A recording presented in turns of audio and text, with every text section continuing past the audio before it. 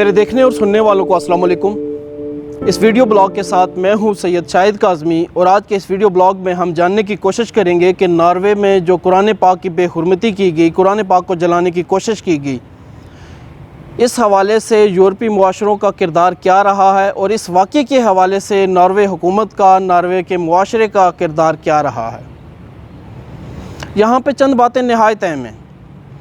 سب سے پہلی بات یہ ہے کہ آپ نے ویڈیو میں ملاحظہ کیا ہوگا کہ قرآن پاک کی بے حرمتی اور نعوذ باللہ اس کو جلانے کے حوالے سے باقاعدہ ایک تنظیم، سیان نامی تنظیم کی جانب سے یہ پورا سٹیج سجایا گیا، اور وہاں پہ مختلف افراد جمع ہیں، پولیس کے افراد جمع ہیں، سیکیورٹی اداروں کے لوگ وہاں پہ جمع ہیں۔ ان تمام لوگوں کی موجودگی کے اندر سٹاپ اسلامائزیشن ان ناروے کے نامی تنظیم نے وہاں پہ اہتمام کیا اور نعوذ باللہ قرآن پاک کی بے حرمتی اور اس کو جلانے کی کوشش کی۔ یورپین معاشرے یقیناً ترقی کے حوالے سے ہم سے بہت اوپر ہیں۔ اظہار رائے کی آزادی وہاں کا ایک اہم نقطہ ہے، لیکن یہاں پہ یہ بات نہایت اہم ہے کہ اظہار رائے کی آزادی کا کیا مطلب دوسرے مذاہب کے شاعر کی بے حرمتی کرنا ہے؟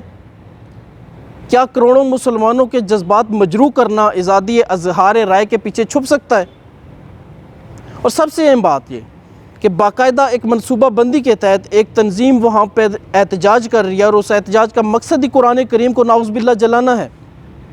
تو ناروے کی حکومت کا یہ کام نہیں بنتا تھا کہ ناروے کے اندر بسنے والے ہزاروں مسلمانوں کے جذبات مجروح نہ ہونے دے، مسلم امہ کے جذبات مجروح نہ ہونے دے، اور باقاعدہ پلاننگ کے تحت جب یہ پورا ڈرامہ رچایا گیا کہ قرآن پاک کو نعوذ باللہ جلایا جائے اور مسلمانوں کے جذبات مجروح کیے جائیں، اس کے بعد جب ایک مسلمان نوجوان ہیرو کے طور پہ ابھرا اور اس نے اس مذموم کوشش کو ناکام بنا دیا، اور اس کبھی حرکت کے مرتکب فرد کو وہاں پہ نہ صرف روکا بلکہ وہ پوری مسلم دنیا کا نمائندہ بن کے ابھرا۔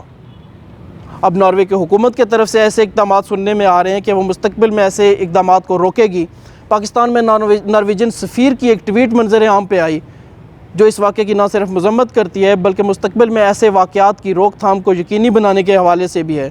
تو کیا جب یہ پورا سٹیج سجایا جا رہا تھا، باقاعدہ منصوبہ بندی اور پلاننگ کی جا رہی تھی، اس وقت ناروے کی حکومت کو اس کو علم نہیں تھا کہ قرآن پاک مسلمانوں کی متبرک کتاب ہے اور ہمارے لیے جان کا مسئلہ ہے؟ قرآن پاک کی حرمتی، شاعر اسلام کی بے حرمتی۔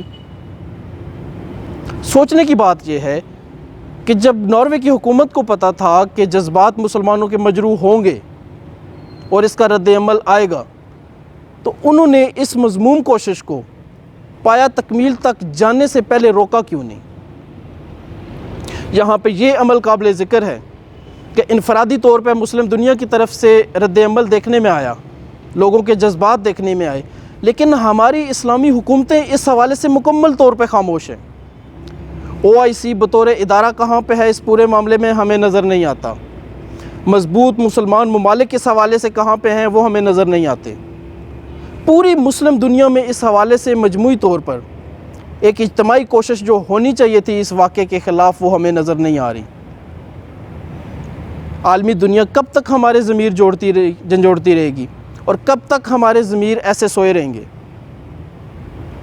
میری یورپین ممالک سے یہ گزارش ہے کہ قرآن کریم نہ صرف مسلمانوں کی مقدس کتاب ہے بلکہ کوئی بھی مسلمان اس کی بے حرمتی روکنے کے لیے ہر حربہ آزما سکتا ہے۔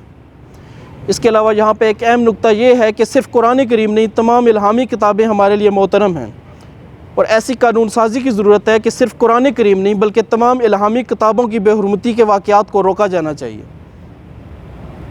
آپ سب کا بہت بہت شکریہ۔ میرا یہ ویڈیو بلاگ اگر آپ کو پسند آئے تو اس ویڈیو کو لائک کیجیے گا، رائے کیجیے گا اور شیئر کیجیے گا۔ چینل کو سبسکرائب کرنا ہرگز نہ بھولیے گا۔ اللہ حافظ۔